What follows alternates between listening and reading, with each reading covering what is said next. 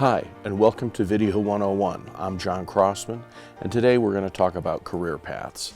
This video and the next couple that follow it, I'll talk about 3 different kinds of career paths, and you can kind of see those stories and decide how you want to approach creating a career as a video professional. A very important and critical thing about video is that it is really a who you know kind of situation. And a lot of businesses are like that. You ask your friends, do they like their doctor? Where do they get their car serviced? Do they like their car? You ask people their opinion and they will tell you based on what they know and what they experienced. Well, video is very much that way because it's an expensive thing to get a video made professionally, and so people tend to go with people they are sure can do it and give them the kind of results they want. So it's not outrageous or anything else.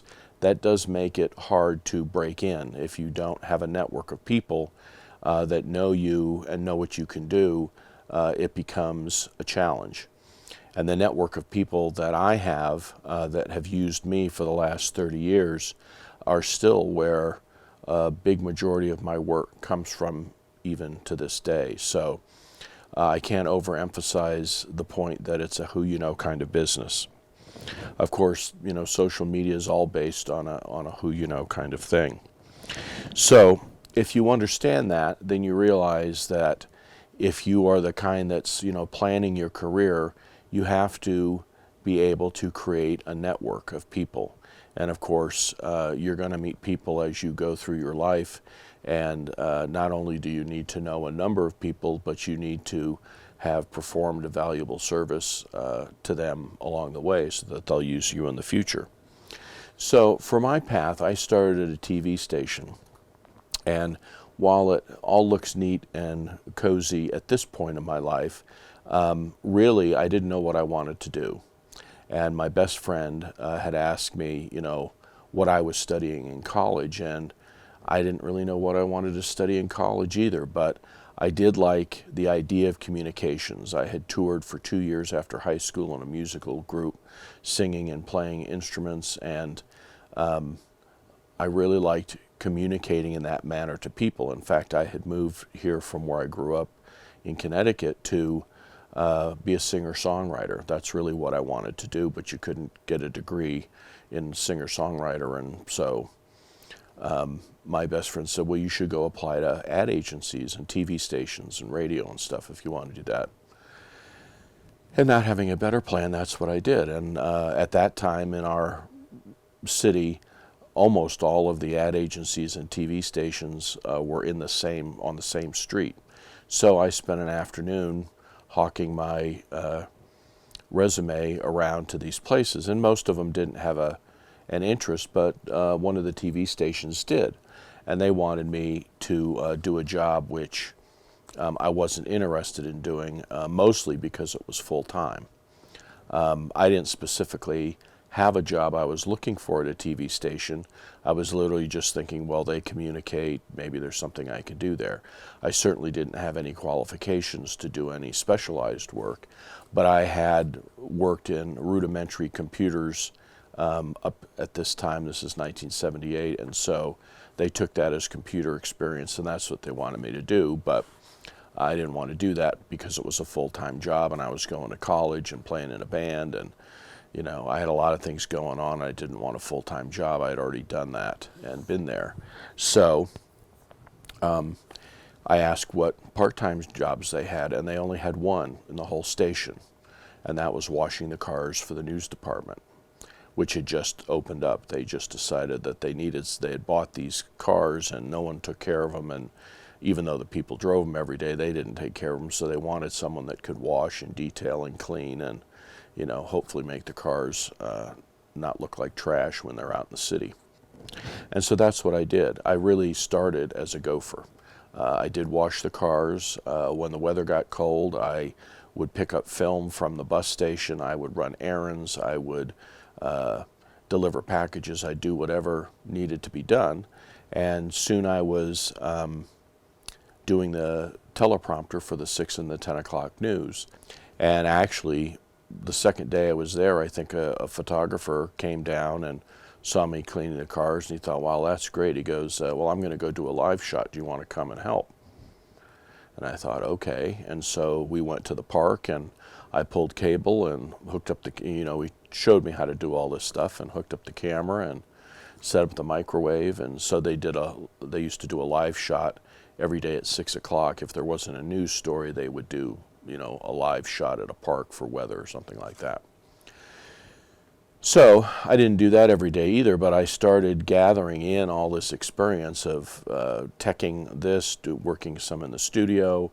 Of course, I was in the newsroom, so I saw kind of what people did and how it worked, and really didn't have a burning desire to be a reporter or a producer or even a shooter or an editor at that point. I still had my dream of music, and so that's really what I was focused on. The year I started there happened to be an election year, so the station really did a lot of coverage of the state elections. And on election night, there was a congressman that had been a congressman for several terms, and he was having his first serious challenge. In fact, he ended up losing that night, and his headquarters was in Ogden, which is about, 40 miles north of Salt Lake. And they wanted to be able to go live out of his campaign headquarters. So they asked me if I would go up to the 11th floor of an abandoned hotel. I kid you not. It was like the Bates Motel, but it was 11 stories high, and sit there in an empty penthouse suite. So there was one antenna in one window that a photographer was shooting from the campaign headquarters up to the 11th floor of this hotel, and then it was wired to a portable transmitter, and the other antenna was hitting a mountain range right next to Salt Lake City, about 20 miles away. And so I got that set up, and I monitored that all election night. And I thought, well, welcome to the glamorous profession of television. But it was fun to do, and something that normal people wouldn't generally get to do is sit in a hotel room with the windows open in November, hoping you can still have children when the night is over. So kind of the next watershed moment, I was washing cars, I was running errands, I was doing teleprompter on the news, I was teching on live shots. As I was asked, there was a new discotheque down south, similar to the Salt Lake Ogden. This is Salt Lake and Provo, so down south, and they needed to take a live truck down and actually set it up so the signals would hit the corner of the roof of the building and bend to hit the receivers in Salt Lake County. And while I didn't have engineering experience or whatnot, I understood the basics of stereo equipment and how waves worked and that kind of thing. And so they told me what needed to do, and the engineers monitored the station, and I'd move the antenna until it was just doing what it had the signal strong enough to do. So I was sent down there because the photographer was doing other things, and then he and the reporter eventually showed up later that evening, and they shot some B-roll, which he asked me. He was shooting at the time, was state of the art, was a RCA TK76 camera. Every once in a while you'll catch one in an old movie. They have blue sides, big, and that was the first mini cam that was really made. And it had an umbilical cord that went to a deck that was probably this square, and that had a 3/4 inch tape in it.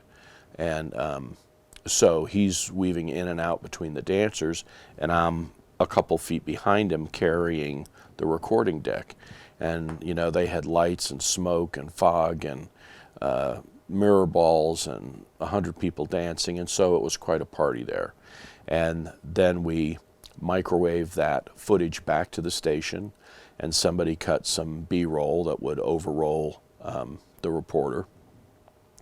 And then at 10 o'clock, they did the live shot, and the photographer was shooting the reporter, and that was microwaved live back, and they rolled the tape at the station and blah, blah, blah. And I thought, I had just produced some music for a couple of songwriters that all of this dancing would really look good at and so would match well with, because it was all the same tempo and the same beat. And so when I got back to the station, I looked up the tapes that had been shot and kind of squirreled them away in my car washing closet, thinking that, well, someday I'd like to put those pictures on top of the music that I had just recorded. Mind that MTV was still 3 or 4 years away from actually being MTV. So that's how ancient this is. But that was kind of the first time I had ever thought, well, the pictures would look good on the music and that would be fun to learn how to do. So in late at night after the 10 o'clock news and everyone had gone home, I'd go in and start learning how to do that. And I won't go into the detail here, but you know, I'd get so far and get stuck, and then the next day I'd ask a shooter, you know, what happens when you do this, and that doesn't happen. He goes, oh yeah, you've got to do this. And anyway, they were very nice to tell me, you know, what the next steps were, and eventually I got it done, and I was just going in to actually finish it. Now keep in mind that people didn't even have VHS at this point. I mean, the only place you could play back a videotape was at a TV station or a really large corporation. And so it really was just an exercise for fun to me, because I couldn't take it home and show it to anybody. There was no VHS tape. There were no home video recorders. You know, none of that existed at that point. And so I went in early on a holiday thinking that no one would be there, and no one was there when I got in. But while I was still editing, the news director showed up because he was anchoring the new news, and he said, you know, hey John, what are you doing here? And I went, you know, what can I do for you? And he goes, well, do you know how this equipment works? And I said, yeah. And so he gave me a script with a tape and said, well, why don't you cut this together? And then he gave me another, and you know, I showed it to him, and then he gave me another. And before I went home that morning, I had edited, you know, a package for noon and 6 o'clock. And I mean, there wasn't as much video in the shows as there is now, where everything has video. But I basically edited the stories that had been left for the holiday and then went home. And the next day I come in after school and, you know, grab my bucket and ready to go out and wash some cars, and the chief photographer yells across my name across the room, and I go to him and he says, I don't know what you did yesterday, but I'm supposed to hire you as an editor today. And so I was the first editor that they had hired there to be a full-time news videotape editor, and the rest is kind of history. But starting there, of course, I'm working with mostly reporters. Every once in a while I'd work with a photog, but mostly reporters and producers, and these people became my network.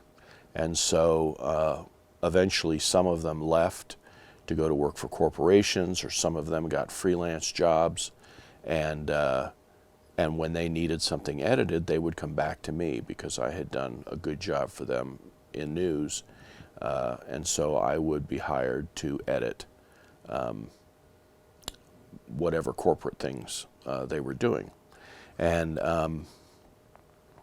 one of these clients got very frustrated. I could only edit really after 10 o'clock because the news director didn't, you know, we were a news department, we weren't a post-production facility, and so he had to walk a line. He let me do it, but we had to walk a line because the station, you know, did commercial video production for people, and it kind of rubbed them the wrong way that some punk news editor would be editing commercials or editing documentaries when that's really what they wanted $400 an hour to do, is what they did.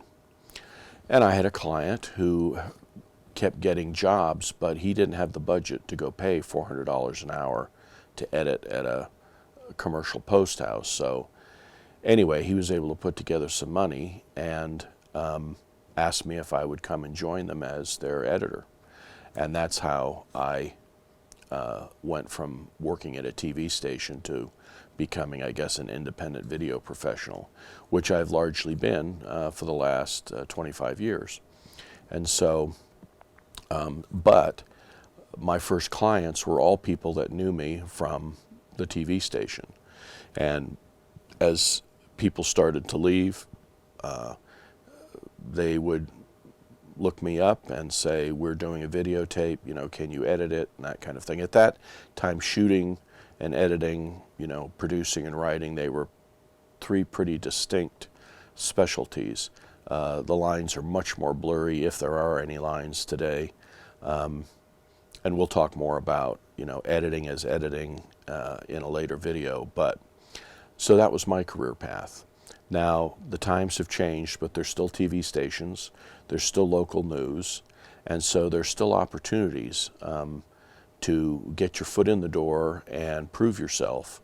It depends, as I said in an earlier video, what market you're in.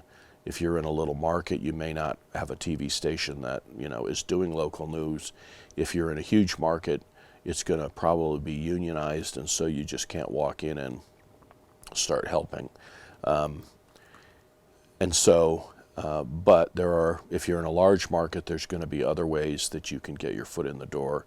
And so before we end this video, I wanted to look at some of the key elements that have impacted my career, and hopefully these will be helpful to you.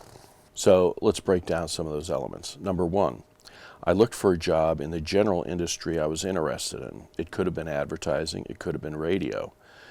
Today it could be some kind of social media business or public relations business, or still advertising, radio or TV, podcasting. It could be a number of things. Two, I took the car washing job and I made it mine. I took the task of being a teleprompter operator and figured out ways to do it better than it had been done before. I sat in the hotel suite alone on a night in November and made sure that the shot worked. I hung out of a helicopter holding the microwave antenna during a brush fire. I did whatever was asked of me and looked for ways to do it the best way I possibly could. And I always strove to add value to any task I was assigned. So I always strove to add value, not that I changed what they shot or I didn't change what they wrote, but I just made sure I paid attention and cared about how it looked at the end and made it look as good as it possibly could. Number three, it turned out I actually had a knack for it.